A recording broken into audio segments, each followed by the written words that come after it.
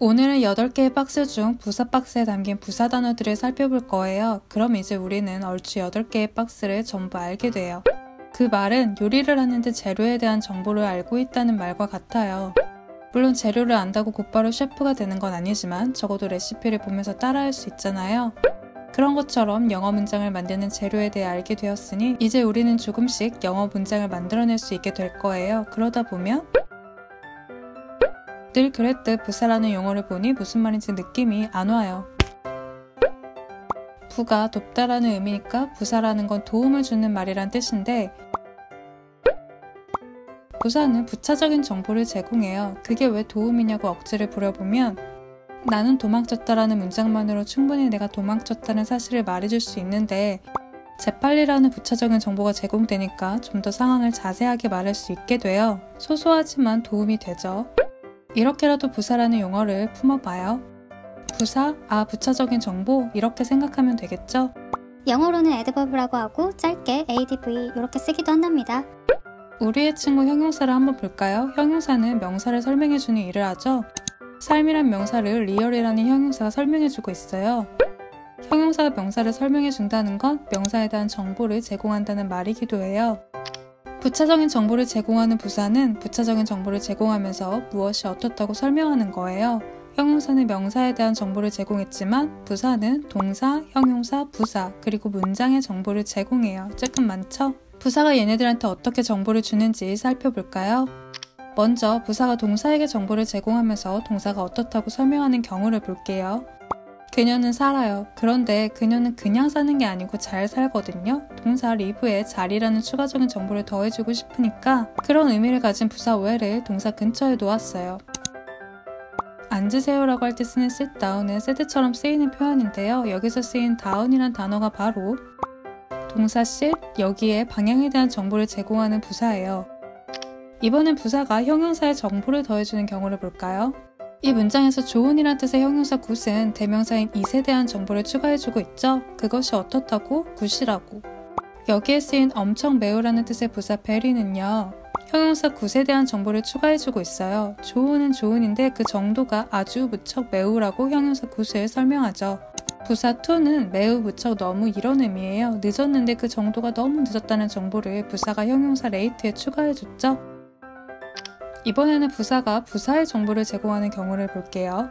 여기서 slowly는 부사예요. 속도가 느리다는 정보를 동사 drive에 제공하려고 쓰였어요. 그런데 부사 slowly 앞에 부사 very가 나왔어요.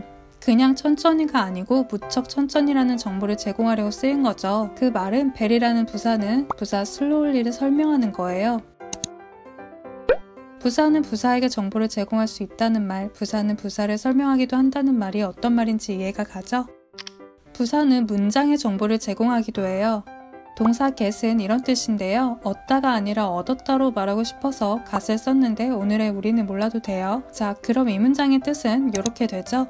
그런데 나는 여기에 부차적인 정보를 제공하고 싶어요. 침례라는 뜻을 가진 부사 finally로 문장에 부차적인 정보를 추가했죠. 나는 그의 이름을 잊는데 항상 그런 게 아니고 가끔 그렇다는 빈도에 관한 정보를 sometimes가 제공해준 거예요. 정리하면 부사는 동사, 형용사, 부사, 문장에 부차적인 정보를 제공하는 역할을 하는 단어인 거예요. 우리는 지금 부사 단어만 살펴봤는데요. 혼자 공부하다 보면 부사절, 부사구, 부사용법 이런 용어 때문에 당황스럽고 피곤해져요. 그러니 용어를 살짝 살펴보고 넘어갈게요. 우리는 부사도 알고 절과 구도 아니까 부사절, 부사구도 이미 알고 있는 거나 마찬가지예요. 절과 구는 일단 2개 이상의 단어가 결합해 문장에서 어떤 역할로 쓰이는 거라고 했죠. 부사 역할로 쓰이는 거니까 부사가 하는 일을 할 거예요. 그 말은 그런데 부사절은 절이니까 여기에 주어와 서술의 구조가 있을 거고 부사구는 구니까 여기에 주어, 서술어 구조가 없을 거예요. 부사용법이란 말도 그냥 부사처럼 쓰겠단 말이죠. 그게 무슨 말? 부사절, 부사구가 쓰인 문장에 대해서는 조금 먼 미래에 하기로 해요. 이제 어느 정도 부사 단어가 어떤 애인지는 알았으니까 어떻게 생겼는지를 알아볼까요? 먼저 형용사 형태를 활용해 만든 부사들을 살펴볼게요. 방법, 길이란 뜻의 명사 way에 쉽다는 정보를 추가하고 싶을 때 그건 형용사가 담당하죠. 형용사 easy 덕분에 방법은 방법인데 그 방법이 쉽다고 말할 수 있게 됐어요. 동사, 형용사, 부사 문장에 쉽다는 정보를 제공하는 건 부사가 담당하는 일이죠. 부사가 곰곰이 생각해보니까 형용사에 이미 쉽다는 뜻을 가진 단어가 있는 거예요. 그래서 부사는 이미 있는 형용사 단어를 조금 베껴서 만들기로 했어요. 그래서 많은 경우 형용사와 의미가 같은 부사들은 형용사 형태에 ly라는 전미사를 붙여서 만들었어요. easy라는 형용사 뒤에 ly가 붙어서 쉽다는 의미의 부사 easily 가 만들어졌죠. 참고로 easy처럼 y로 끝나는 경우 y를 지우고 ily를 붙이기도 한답니다. normal에 ly를 붙여서 normally라는 부사를 만들었고, exact에 ly를 붙여 exactly란 부사를, loud에 ly를 붙여 부사 loudly를 만들었어요.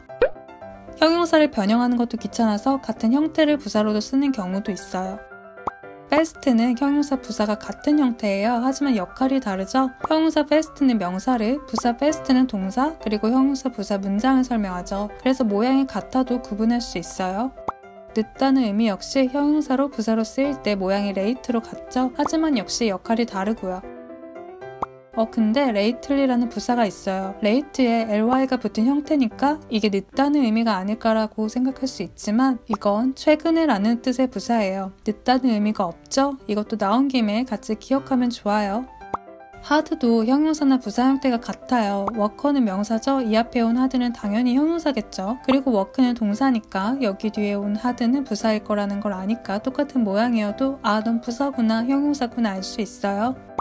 hardly는 hard 뒤에 ly가 붙은 부사지만 형용사 hard의 의미와 같은 의미가 아니라는 것도 알아두면 좋습니다. 형용사 중에서 이미 ly로 끝나는 단어들은 부사를 어떻게 만들까요?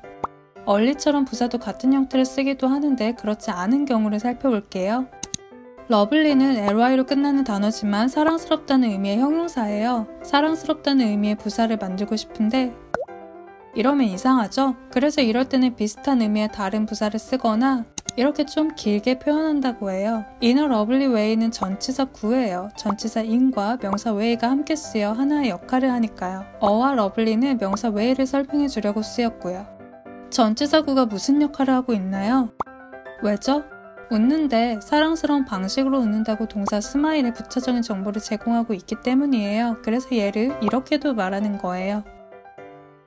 저도 여전히 문법 용어가 싫지만 이렇게 조금씩 뜯어보면서 조금씩 친해지면 되는 거니까 문법 용어들을 너무 겁먹지는 말아요. 형용사로는 필요 없는 의미인데 부사로는 필요한 경우가 있어요. 매우 사과, 이상하죠? 명사를 설명할 때 매우라는 의미는 쓰지 않으니까 그런 뜻을 가진 형용사는 필요 없어요. 하지만 매우라는 의미는 부사로는 필요해요. 그래야 slow라는 형용사에 매우라는 정보를 추가해서 매우 느린을 말할 수 있거든요. 이런 부사들은 원래 있던 단어를 참고해서 만든 게 아니니까 ly를 굳이 붙일 필요가 없겠죠? ly로 끝나면 부사일 가능성이 높지만 그렇다고 ly로 끝난다고 무조건 부사는 아니라는 것과 ly로 끝나지 않아도 부사일 수 있다는 거, 우린 지금 그걸 살펴본 거예요. 이번에는 부사가 오는 자리를 한번 살펴보고 싶은데 부사의 위치는 딱히 공식이 없고 정보를 추가해주고 싶은 대상 근처에 와요. 형용사나 부사의 정보를 추가해주는 부사는 주로 앞에 오고요. 부사가 문장에 정보를 추가할 때는 문장의 앞이나 뒤에 와요. 부사가 동사의 정보를 제공할 때 부사의 위치는 다음 영상에서 부사 유형을 살펴보면서 같이 보기로 해요. 오늘 영상이 도움이 되셨다면 좋아요, 구독 부탁드려요. 그럼 다음 영상에서 만나요.